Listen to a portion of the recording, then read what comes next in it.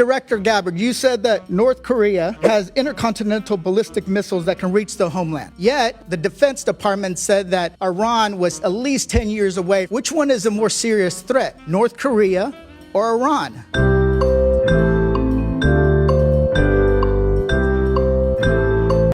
That's my point. It's not just about having the capability of building a weapon. It's if they can actually deliver that weapon. We haven't heard that they were weeks away. We haven't heard that they're months away. That's what we're waiting for. Imminent, to me, means is that they're mobilizing troops. They're moving things into position. But everything that we've heard is that this is not the case.